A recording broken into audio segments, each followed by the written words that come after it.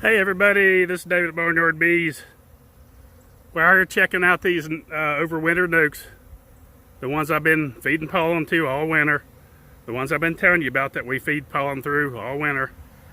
And I wanted to show you how strong they're building up, have built up. Made sure all these had plenty of sugar water through the fall. And just show you a few of them right here real quick. There's 3 right there in the row that's really heavy. This one's somewhat not too bad. This one's got quite a few in it, and we could keep on going on down the row there if we wanted to. I mean, there's lots of bees in these, lots of bees.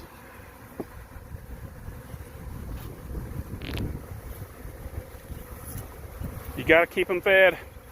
This is what happens when you feed them pollen. But the thing is, these bees are packed. Man, we're splitting these now. Okay, as many bees as you've seen flying, there is this many right here, and that's not a lot. That's very few bees. They're just not bringing it in from this pollen feeder. They're bringing it in from elsewhere when it's dry. The blueberries right there behind the camper are getting ready to bust out in bloom. This little 8 frame with the Guardian, seeing if I could see any pollen. Yeah, there's a little bit coming in, but now they depending on the type of bloom and pollen, you know, because it got really hot really fast within the last 3 or 4 hours. So stuff could be drying out already. So they could be bringing in natural pollen now. If you remember that previous video when I filmed this little 8 frame colony right here with this Guardian on it, they was bringing in tons of pollen, but it hadn't been raining for a few days. So that's why they're bringing in pollen, because it's probably starting to dry out a little bit. But you can see they're just not bringing it in from this too much.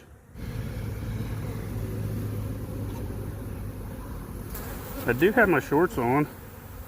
I don't have my sandals on. One did just fly up my pant leg and sting me. Look at that. Get here in the sun where we can see it good. It's a lot of bees right there. And look here. This is why you got to hurry on these things. Look what we got here to the left. You can see if you can spot it. The little hump should be a giveaway. Right there. Look there. Queen cells. We got to rush. Get these things split.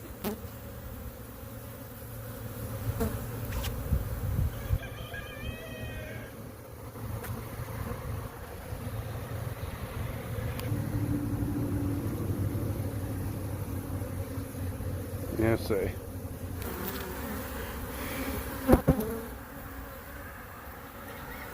That one there got me. See?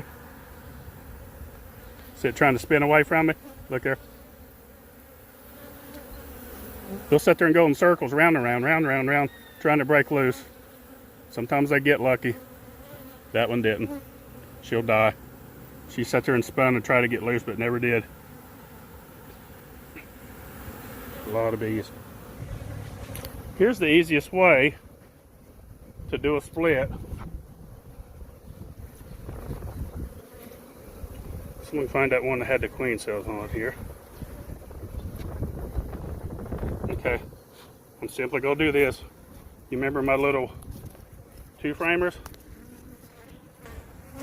And basically there's a lot of bees on this, a lot of bees.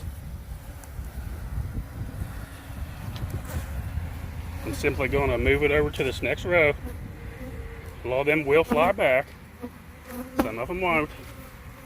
But it'll be plenty enough bees. It's not being cold. I'll put another frame right here beside it. Okay, there's our little 2 framer. that we always use to make queens. Well, this is the easiest way you can do a split. This is why these are so handy too. You come across one that has queen cell in it. Now we need to do more with that colony up there, and we will. I'm gonna take it and break it down and do some splits with it, and get